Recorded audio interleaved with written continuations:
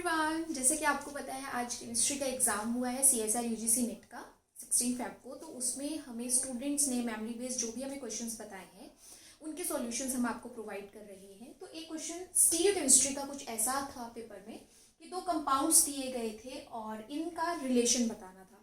जितनी भी हमें इन्फॉर्मेशन स्टूडेंट से मिली हम उसी के अकॉर्डिंग आप लोगों से डिस्कस कर रहे हैं, बिकॉज ये प्योरली मेमोरी बेस्ड क्वेश्चन है। ओके, चलिए, तो अगर इन दोनों का रिलेशन हमें बताना है तो हमें क्या करना होता है। जब भी दो कंपाउंड का रिलेशन पूछा गया है हमें चेक करना होता है कि वो कॉन्स्टिट्यूशनल आइसोमर्स हैं या स्टीरियो आइसोमर्स हैं।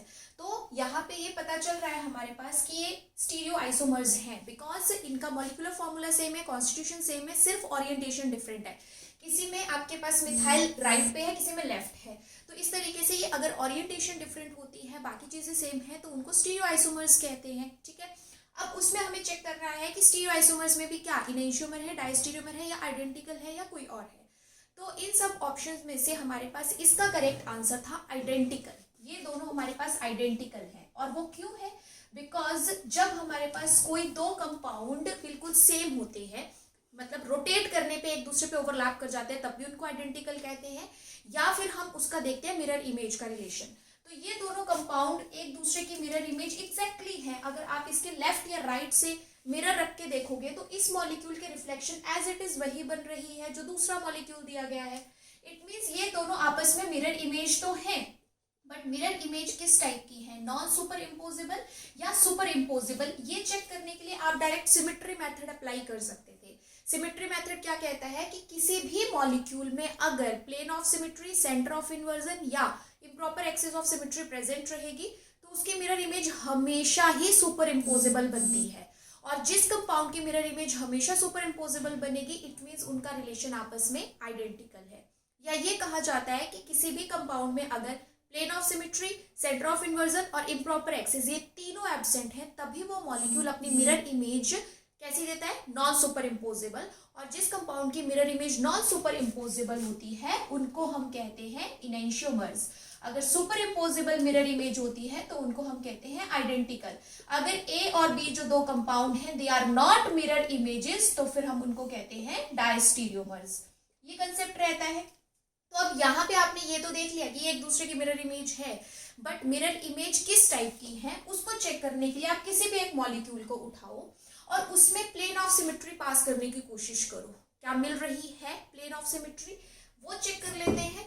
या प्लेन ऑफ सिमेट्री नहीं करनी है तो आपके पास और भी तरीके हैं, बट अभी के लिए आप इस मॉलिक्यूल को ज्यादा रोटेट करके बड़े कॉम्प्लेक्स तरीके से ना देखो, जस्ट प्लेन को ढूंढो। और प्लेन आपके पास यहाँ किस तरीके से प्रेजेंट है देखिएगा।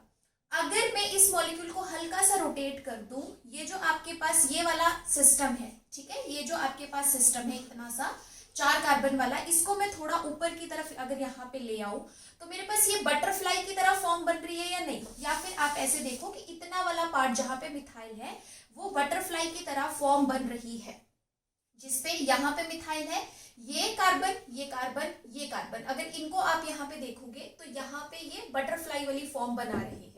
तो उस केस में आपको इन दोनों पोजीशंस को जोड़ना है इन कार्बन्स के साथ, ठीक है। या अगर मैं नंबरिंग करके दूं तो ज्यादा इजी हो जाएगा। जैसे ये 1 2 3 4 5 और ये आपके पास 6 है सपोज, तो आप इसको बोल दो 1, ये आपके पास 2 है, ये 3 पोजीशन है, ये 4 है। अब एक आपके पास यहाँ पे 1 और 4 के बीच में 5 है और 1 और 4 के बीच में एक क्या है 6।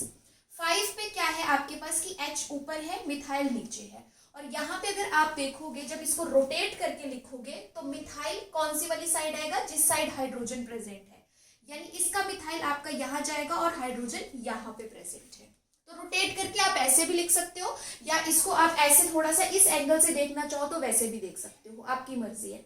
अब ऐसा मैंने क्यों करवाया, क्योंकि ऐसा करने से आपको इसका प्लेन ऑफ सिमेट्री बड़ी आसानी से मिल जाएगी। देखो, आपको इस मॉलिक्यूल को इस तरीके से कट करना है जिसमें ये वाला बॉन्ड आपका हाफ कट होगा और ये सारे के सारे सब्स्टिट्यूएंट कट हो रहे हैं। यानी यहाँ पे आप इस मॉलिक्यूल को कुछ इस तरीके से क्लीव कर रहे हो। जैसे आपके पास अगर यहाँ ये एक नोटबुक है लाइक दिस, यहाँ पे आपके पास ये एक कोई नोटबुक है, ऐसे अगर आप सोच के चलो तो इस सिस्टम में आपने ये वाला पोर्शन ऐसे कट किया है जिसमें यहाँ पे ये 4 एटम्स बने हुए ना, तो वो ऐसा पूरा बॉन्ड कट हुआ है, यहाँ पे हाइड्रोजन मिथाइल भी कट हुआ, यहाँ पे भी हाइड्रोजन मिथाइल कट हुआ है। अगर इस तरीके से कट हो गए तो ये मिथाइल हाइड्रोजन, ये कार्बन कार्बन बॉन्ड 2-3 वाला और ये 5th पोजीशन का भी हाइड्रोजन मिथाइल, ये तो कट ही हो गए।